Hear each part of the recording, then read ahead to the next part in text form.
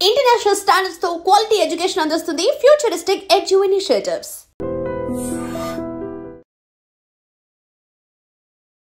Hi hello నమస్తే, welcome back to iDream Media. ఈరోజు మనతో ఉన్నారు 30 ఇయర్స్గా లా ప్రాక్టీస్ చేస్తూ ముఖ్యంగా ఇమ్మిగ్రేషన్ మనకి లాయర్గా ఉన్న రాహుల్ రెడ్డి గారు మనతో ఉన్నారు. ఈ స్టూడెంట్ వీసాకు సంబంధించి ఓపీటీ అండ్ స్టెమ్ ఎక్స్టెన్షన్ గురించి ఈరోజు ఎపిసోడ్లో మాట్లాడబోతున్నారు. మీకు ఏ డౌట్స్ ఉన్నా సరే కామెంట్ సెక్షన్లో మెన్షన్ చేయండి. దానిపై మరిన్ని సిరీస్ ఎపిసోడ్స్ రానున్నాయి. Hi sir. నమస్కారం. బాగున్నారా? బాగున్నాను sir. How are you? Good good. Sir, ముఖ్యంగా స్టూడెంట్ వీసా మీద ఎవరైతే వెళ్తూ ఉంటారో వాళ్ళు ఇనిషియల్ పీరియడ్లో వాళ్ళకి ఓపీటీ మీద ఇచ్చే ఈ టైం పీరియడ్ అనేది ఏ విధంగా ఉంటుందంటారు? లేటెస్ట్గా దాని మీద ఎటువంటి అప్డేట్స్ రానున్నాయంటారు? ఇప్పుడు నార్మల్గా డిగ్రీ చేసేటప్పుడు కానీ బ్యాచిలర్స్ కానీ మాస్టర్స్ చేయగానే మన పిల్లలు ఎక్కువ మంది మాస్టర్స్ పోతుంటారు కాబట్టి మాస్టర్స్ గురించి ఎక్కువ మాట్లాడదాం. మాస్టర్స్ డిగ్రీ అయిపోయిన తర్వాత వాళ్ళకు ఓపీటీ అని 1 year వర్క్ పర్మిట్ ఇస్తారండి. ఆ వర్క్ పర్మిట్ వచ్చినప్పుడు వాళ్ళు కంపల్సరీ వర్క్ చేయాలన్నట్టు. ఓకే. వాళ్ళకు ఒకవేళ జాబ్ రాకపోతే ఆ ఓపీటీ అనేది క్యాన్సిల్ అవుతుంది. వాళ్ళకు ఒక ట్రాకింగ్ సిస్టమ్ ఉంటుంది, సివిస్ ట్రాకింగ్ సిస్టమ్ అని ఉంటుంది అన్నట్టు.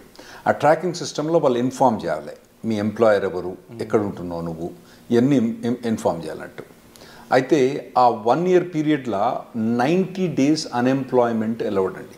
90 days వరకు 90 days without employment 90 days unemployment allowed. ఒకవేళ 91 day కనుక వచ్చింది అనుకోండి, ఖతం, సివిస్ సిస్టమ్ నుంచి వాళ్ళని కిక్ అవుట్ చేసి పడేస్తారు.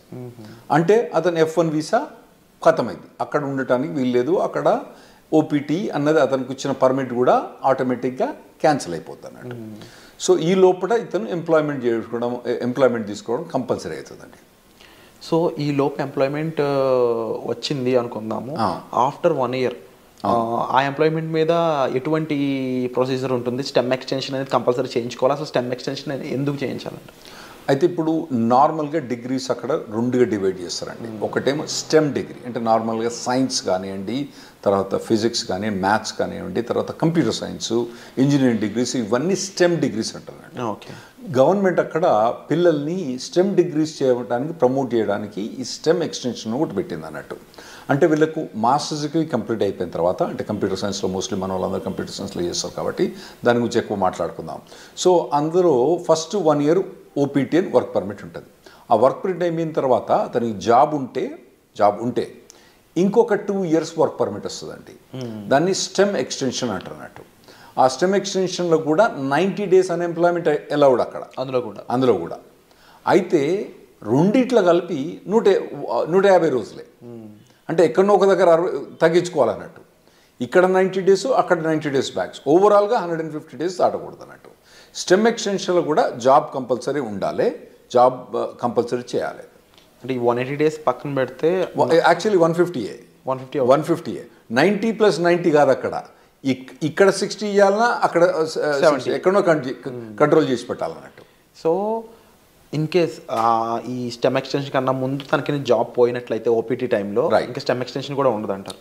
ఒకవేళ స్టెమ్ ఎక్స్టెన్షన్ చేసే టైంలో ఓకే, మీకు మొదలే స్టెమ్ ఎక్స్టెన్షన్ ఓపీటీ అయిపోక ముందే మీకు 3 months ముందే స్టెమ్ ఎక్స్టెన్షన్ ఫైల్ చేసుకోవచ్చు. ఒకవేళ స్టెమ్ ఎక్స్టెన్షన్ ఫైల్ చేసుకునే తప్పుడు ఒకవేళ జాబ్ లేదనుకోండి, ఇక మనని గోవిందా, అతనికి మాత్రం ఆ స్టెమ్ ఎక్స్టెన్షన్ రాదు. కంపల్సరీ అప్పుడు జాబ్ ఉండాలి. సో కంపల్సరీ ఓపీటీ టైంలో జాబ్ ఉండాలి అండ్ అది ఎక్స్టెన్షన్ టైంలో కంపల్సరీ జాబ్ ఉండాలి. ఓపీటీ మొదలైనప్పుడు ఉండనక్కర్లేదు, ఓపీటీ ఎండ్ అయ్యేటప్పుడు మాత్రం కంపల్సరీ ఉండాలి. లేకపోతే మనోడు గోవిందా అవుతాడు, స్టెమ్ ఎక్స్టెన్షన్ రాదు. సో ఓవరాల్గా how long they can stay? 3 years time duration proper stay చేయొచ్చు? అవునండి, 3 years. అంటే 2 years ఏమో వీళ్ళు మాస్టర్స్ చేస్తారు. టిపికల్గా 1.5 year. వీళ్ళు మన వాళ్ళు పోయేది ఆగస్టు పోయిన తర్వాత మే జూన్ కల్లా గ్రాడ్యుయేట్ అవుతారు నెక్స్ట్ ఇయర్కు. అంటే 1.5-2 years వీళ్ళు గ్రాడ్యుయేట్ అయిపోయిన తర్వాత మళ్ళీ వీళ్ళకు 3 years. ఫస్ట్ ఓపీటీ 1 year, తర్వాత స్టెమ్ ఎక్స్టెన్షన్ 2 years. ఈ 3 years పర్మిట్ ఉంటుంది, వర్క్ పర్మిట్. ఈ లోపల కనుక మనోడు లాటరీ, H1B లాటరీ మీకు తెలుసు కదా, మార్చ్లో 80,000 members H1B లాటరీ చేస్తారు కదా. అప్పుడు చేసినప్పుడు ఇతను ఎంప్లాయర్ H1B లాటరీ చేస్తే H1B వచ్చేస్తేనేమో ఖతం అన్నట్టు. ఓపీటీ స్టెమ్ ఎక్స్టెన్షన్ ఈ అబ్బాయికి అవసరం లేదు, H1B మూవ్ అవుతాడు అన్నట్టు. ఒకవేళ అప్పుడు కూడా రాకపోతే ఇక మళ్ళా వేరే వీసా పోవడం కానీ లేదంటే వెనకకు రావడం కానీ అవసరం పడుతుందండి వీళ్ళకు. ఈ ఓపీటీ స్టెమ్ ఓపీటీ రెండు సిమిలర్ అనిపిస్తుంది సార్, డిఫరెన్సెస్ ఏం లేవా ఈ రెండిట్లో? చాలా డిఫరెన్స్ ఉందండి. ఓపీటీ స్టెమ్ ఎక్స్టెన్షన్ చాలా డిఫరెన్స్ ఉంది. ఓపీటీ పీరియడ్లో వాలంటరీ ఎంప్లాయ్మెంట్ అలౌడ్, అంటే internship, unpaid internship allowed. Okay. అంటే ఏదైనా కంపెనీ ద్వారా కానీ ఏదైనా ట్రైనింగ్ ఇస్తాననుకోండి, ఈ అబ్బాయి కనుక అక్కడికి పోయి, అబ్బాయి కానీ అమ్మాయి కనుక అక్కడికి పోయి వాళ్ళు ట్రైనింగ్ తీసుకుంటే పని చేయకున్నా కూడా ట్రైనింగ్ తీసుకున్నందుకు దానికి డబ్బులు ఇవ్వరు. ఎందుకంటే ట్రైనింగ్ ఇచ్చేది ఎక్కువ, డబ్బులు ఎందుకు ఇస్తాడు? ఇవ్వడు కదా. ఇవ్వనప్పుడు కూడా ఇతను ఓపీటీ పీరియడ్లో అక్కడ ట్రైనింగ్ తీసుకుంటే అది ఎంప్లాయ్మెంట్ కింద కౌంట్ అవుతుందండి. ఓకే. అదే స్టెమ్ ఎక్స్టెన్షన్కి వచ్చేటప్పుడు కంపల్సరీ పెయిడ్ ఎంప్లాయ్మెంట్ అన్నది అవసరం. ఓపీటీ పీరియడ్లో ఏమో voluntary or unpaid internship allowed, paid allowed, unpaid allowed. కానీ స్టెమ్ ఎక్స్టెన్షన్కి వచ్చేవాడు కంపల్సరీ పెయిడ్ అలౌడ్ అన్నట్టు, కంపల్సరీ పెయిడ్ ఉండాలి. పెయిడ్ లేకపోతే మనోడు బయటపడాల్సి వస్తుంది అన్నట్టు. ఈ అన్ఎంప్లాయ్మెంట్ రూల్ అనేది ఎలా వర్కౌట్ అవుతుంది ఓపీటీలో కానీ స్టెమ్ ఓపీటీలో కానీ? రైట్. ఇప్పుడు ఓపీటీ ఉన్నప్పుడు నేను చెప్పాను కదండి 90 days. ఓకే, 90 daysలో అంటే ఇతను కనుక ఒక 30 days కనుక సేవ్ చేసుకుంటే మళ్ళీ నెక్స్ట్లో కూడా 90 వాడుకోవచ్చు. అంటే ఇక్కడ 60 వాడుకొని మళ్ళీ నెక్స్ట్ 90 వాడుకుంటే బెటర్. ఓకే, కానీ ఇతనికి 90 days దాకా పర్మిట్ ఉంటుంది అన్నట్టు. సో నార్మల్గా వీళ్ళకి ఇంటర్న్షిప్స్ వస్తాయండి బాగానే. లేకపోయినా కానీ మన చాలా కన్సల్టింగ్ కంపెనీస్ ఏం చేస్తారంటే వీళ్ళని ట్రైనింగ్లో పెడతారు బాగా. అంటే పర్టికులర్గా ఏదైనా పర్టికులర్ టెక్నాలజీ ఉందనుకోండి, ఇప్పుడు ఏఐ అనేది బాగా హాట్ టెక్నాలజీ. ఈ పొరగాళ్ళు ఏం చేస్తారు, ఈ పొరగాలను తీసుకొని మొత్తం అందరినీ మంచిగా ఒక ట్రైనింగ్ ఇప్పించేసి వాళ్ళకి బాగా పర్టికులర్ దాని మీద ట్రైనింగ్ ఇచ్చి ప్లేస్ చేస్తారు. అంటే ఎంప్లాయర్ కూడా లాభం ఉంటుంది, ఎందుకంటే వీళ్ళు ప్లేస్ చేసినప్పుడు వాళ్ళకి వచ్చే డబ్బులలో వాళ్ళ కమిషన్ ఉంటుంది కదా, అది బాగానే వాళ్ళకు ఉంటుంది కాబట్టి అట్లా చాలా. సో ఓపీటీ పీరియడ్ అన్నప్పుడు నార్మల్గా అయితే మన వాళ్ళు ఎవరికి కూడా ఇబ్బంది ఉండకూడదండి. ట్రైనింగ్ బాగానే ఇస్తారు, ట్రైనింగ్ బాగానే ఇచ్చే కంపెనీలు ఉన్నాయి, వీళ్ళు తీసుకునే కంపెనీ. స్టెమ్ ఎక్స్టెన్షన్కి వచ్చేటప్పుడు మాత్రం ఇబ్బంది అయింది. ఎందుకంటే స్టెమ్ ఎక్స్టెన్షన్ మీద ఉన్నప్పుడు పేమెంట్ అన్నది, పెయిడ్ జాబ్ అన్నది ఉండాలి కదా. అప్పుడు పెయిడ్ జాబ్ ఇంకా లేకపోతే మాత్రం మన వాళ్ళకి ఇబ్బంది అవుతుందండి అప్పుడు.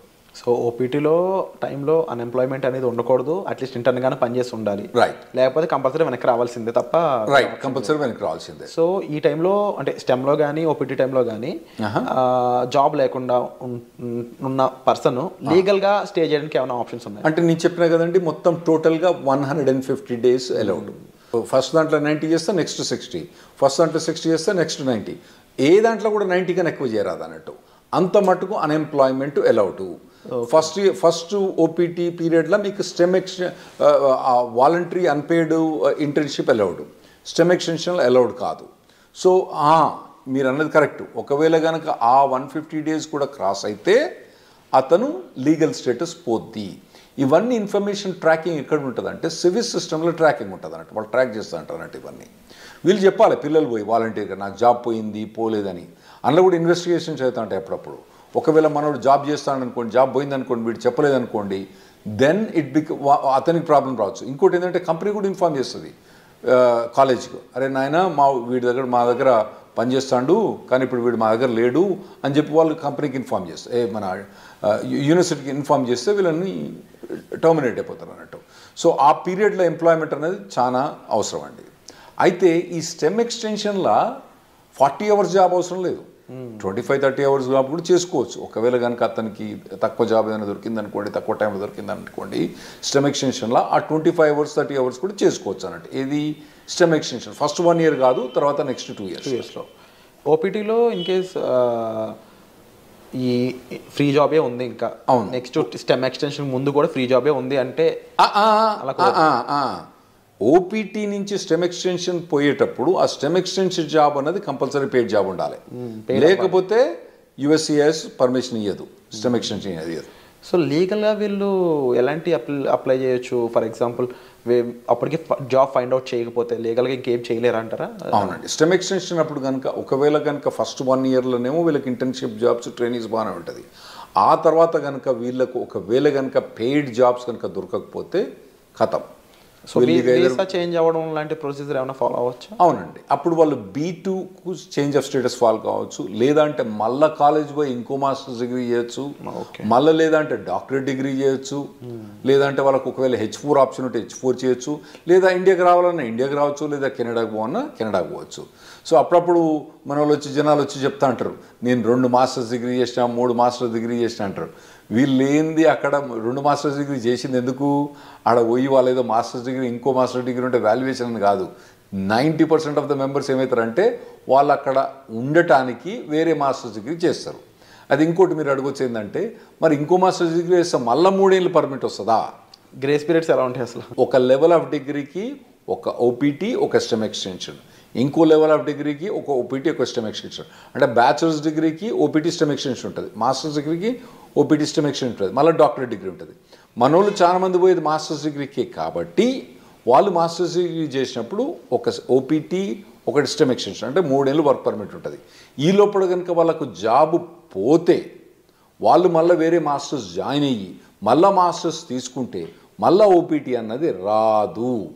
ఓవరాల్గా మాస్టర్స్ అంటే ఒకే ఓపీటీ, ఒకటే మళ్ళీ మాస్టర్ చేసి ప్రతిసారి మాస్టర్ చేసినప్పుడు ఓపీటీ మళ్ళీ అది వస్తుందా? రాదు. అండ్ ఇన్ కేస్ జాబ్ వచ్చాక జాబ్ ఛాలెంజెస్ అనేవి ఏ విధంగా ఉంటాయి వీళ్ళకి? ఉంటాయండి, జాబ్ ఛాలెంజెస్ బాగా టఫ్గా ఉంటాయి. ఎందుకంటే వీళ్ళు నార్మల్గా కన్సల్టింగ్ కంపెనీ ద్వారా పోతారు కాబట్టి వీళ్ళకి జాబ్ డ్యూటీస్ హెవీగా ఉంటాయి, జాబ్ ఛాలెంజెస్ ఉంటాయి. నేను నార్మల్గా స్టూడెంట్స్కి ఏం చెప్తా అంటే, ఇక్కడ మీరు ఇంజనీరింగ్ చేసేటప్పుడు, ఇండియాలో ఇంజనీరింగ్ చేసేటప్పుడు మీరు ఇంటర్న్షిప్స్ చేయండి. వేరే కంపెనీస్లలో, సాఫ్ట్వేర్ కంపెనీస్లో ఇంటర్న్షిప్ చేయండి. ఇక్కడ నాకు తెలిసి ఇక్కడ చాలా software companies they are ready to take ఈ ఇంటర్న్స్ తీసుకుంటాను రెడీ ఉంటారండి. ఇంటర్న్షిప్ చేయండి, తర్వాత పర్టికులర్గా ఏ సాఫ్ట్వేర్ మీద కానీ ట్రైనింగ్ చేయండి, మోడల్ ప్రాజెక్ట్స్ చేయండి. ఇటువంటివన్నీ మీరు ఫస్ట్ ఇయర్ నుంచి చేసుకుంటే రావాలన్నట్టు. అంటే ఎలాంటి ఇండస్ట్రీస్ మోస్ట్లీ ఓపీటీని స్టెమ్ని ఎక్కువ రిక్రూట్ చేసుకుంటాయంటే? ఇప్పుడంటే మన వాళ్ళందరూ ఐటీలో పోతుండ్రు కాబట్టి ఐటీ ఇండస్ట్రీ గురించి మనకు ఎక్కువ ఉంటాయి. అంటే వేరే ఇండస్ట్రీ అంత మెచ్యూర్ కాలే. ఇప్పుడు వేరే మెకానికల్ ఇంజనీర్ కానీ, సివిల్ ఇంజనీర్ కానీ వీళ్ళకి పోతే వీళ్ళకు ఓపీటీ మీద జాబ్ కానీ, మెకానికల్ ఇంజనీర్ వాటి మీద ఓపీటీ స్టెమిషన్ చాలా కష్టమైంది అబ్బాయిలకు వాళ్ళకు. అదే ఐటీలో పోయిన వాళ్ళకి ఏంటంటే వీళ్ళకి ఒక పాత్వే ఉన్నది ఆల్రెడీ. చాలా మట్టుకు జాబ్ ఆపర్చునిటీస్ బాగానే ఉన్నాయి. కాకపోతే మన పిల్లలు ఏం చేయాలంటే మొదటి నుంచే వీళ్ళు ట్రైన్ కావాలి.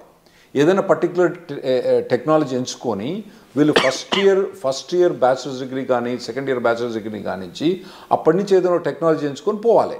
తర్వాత ఏంటంటే మధ్యలో టెక్నాలజీ చేంజ్ అయిందనుకోండి, చేంజ్ కావాలి దానికి టెక్నాలజీ. ఎందుకంటే టెక్నాలజీ ఎంత ఫాస్ట్గా చేంజ్ అయిందంటే, ఆర్టిఫిషియల్ ఇంటెలిజెన్స్ ఏంటంటే 3 ఏళ్ళ కింద దాని పేరేం లేదు, నవిడియా పేరేం లేదు. ఇప్పుడు అది number 1 company in the world అయిపోయింది. సో అట్లా టెక్నాలజీస్ అన్ని ఇప్పుడు అందరూ ఎవ్వరు కూడా ఆర్టిఫిషియల్ ఇంటెలిజెన్స్ అంటున్నారు అన్నట్టు.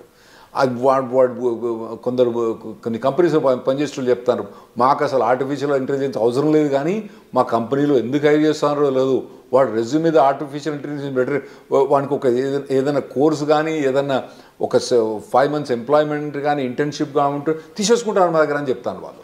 సో అటువంటి హాట్ టెక్నాలజీస్ ఉన్న వాళ్ళు వీళ్ళు చూస్ చేసుకోవడం బెటర్. కాకపోతే కొద్దిగా మొదటి నుంచి కూడా ఒకవేళ, ఎందుకంటే ఇప్పుడు ఏఐ అంటున్నారు, అంతకుముందు డేటా సైన్స్ అన్నారు, రేపు ఇంకోటి అంటారు. సో ఇటువంటి ఏ ఒక్క టెక్నాలజీ కూడా ఒక పర్సన్ ట్రైన్ అయితే ఆ టెక్నాలజీ మారినప్పుడు ఈజీగానే అడాప్ట్ అయిపోతారు. నువ్వు ఉట్టిగానే కూర్చొని 4 ఏళ్ళు ఏం పని చేయకుండా, ఆ తర్వాత నువ్వు మాస్టర్స్ డిగ్రీ చేసేటప్పుడు కూడా ఏం ట్రైనింగ్ తీసుకోకుండా చక్కగా నువ్వు పోయి మాస్టర్ డిగ్రీ అయిపోయిన తర్వాత నువ్వు ఓపీటీకి పర్మిషన్ ఇచ్చి ఆడ పోయి జాబ్ ఏమంటే అప్పుడు కష్టమైంది. ఇప్పటి నుంచి మీరు బిల్డప్ చేసుకుంటూ పోవాలన్నట్టు. ఇవి చాలా కాంపిటేటివ్గా ఉంటాయి ఓపీటీ స్టెమ్లో కూడా. అట్ ది సేమ్ టైం మీరు ఈ డౌన్ టర్న్స్, ముఖ్యంగా లే ఆఫ్స్ కానీ అవి ఎంత ఇంపాక్ట్ చేస్తాయంటారు ఓపీటీ వాళ్ళని? బాగుంటాయి, ఓపీటీ మీద ఇంపాక్ట్ బాగుంటుంది. ఫస్ట్ ఒకటి మీరు అర్థం చేసుకోవాలి, శాలరీస్ ఎట్లున్నాయి వీళ్ళవి. యుఎస్ శాలరీస్ 80 లక్షలు 90 లక్షలు ఉన్నది. ఏది ఓపీటీ స్టెమ్ ఎక్స్టెన్షన్ కూడా 80 లక్షలు 90 లక్షల నుంచి మొదలైతే వాళ్ళకి శాలరీస్. సో మనకి ఇక్కడ ఇండియాలో ఏంది, మీరు పెద్ద పెద్ద కంపెనీలు పోయినా అనుకోండి, అది వెరీ సర్ప్రైజ్. గూగుల్ అటువంటి కంపెనీస్లలో, అంటే నేను పర్టికులర్ గూగుల్ అని చెప్పాను, వేరే కంపెనీస్లో శాలరీ చూస్తే వాళ్ళకి ఏంది నెలకు 30,000, నెలకు 25,000, అంటే దాదాపుగా 4 లక్షలు 5 లక్షల ప్యాకేజ్ కూడా మా ఎక్కువ ఇక్కడ. ఏది ఎంట్రీ లెవెల్లకు అక్కడ 80 లక్షల నుంచి 90 లక్షల దాకా ప్యాకేజ్ ఉంది అక్కడ. అయితే అట్లా ప్యాకేజ్ ఉన్నప్పుడు ఇక్కడ వీనికేమో 5 లక్షలు వస్తా అంటే నీకు ఆడేమో 80 లక్షలు ఇస్తాను అంటే నీ పెర్ఫార్మెన్స్ ఎట్లా ఉండాలి? You have to be at least 10 times better than the guy who's working here. నువ్వు ఉన్నావా లేదా 10 times? లేనప్పుడు నువ్వు షార్ప్మెంట్ స్కిల్ చేసుకోవాలి. నువ్వు అట్లా ఆలోచించాలి. ఇక్కడ వచ్చినానికేమో 5 లక్షలు, నీకేమో 80 లక్షలు, అంటే నీది కనీసం 10 రెట్లు ఎక్కువ ఉండాలి నీ పెర్ఫార్మెన్స్.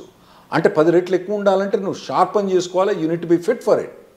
అక్కడ పోయి నేను మాస్టర్స్ అయిపోయిన తర్వాత అప్పుడు నేను నేర్చుకుంటా అంటే ఇప్పుడున్న పరిస్థితిలో మాత్రం నడవదు. 100% కరెక్ట్ సార్, డెఫినెట్లీ మీరు చెప్పిన విషయాలన్నీ కూడా. అండ్ ముఖ్యంగా ఓపీటీ స్టెమ్లో స్టూడెంట్ సిచ్యువేషన్ ఏ విధంగా ఉంటుంది, టైం పీరియడ్ ఎలా ఉంటుంది, గ్రేస్ పీరియడ్స్ అండ్ రాకపోతే ఏంటి పరిస్థితి, ఈ విషయాలన్నీ విన్నారు కదా. అలాగే H1B లాటరీ పరిస్థితుల్లోనూ ఆఫ్టర్ జాబ్ వచ్చాక లైక్లీ ఎఫెక్ట్స్ ఏమేమి ఉంటాయి అనేవి వచ్చే ఎపిసోడ్లో చూద్దాం. So stay tune. Thank you so much for information. Thanks.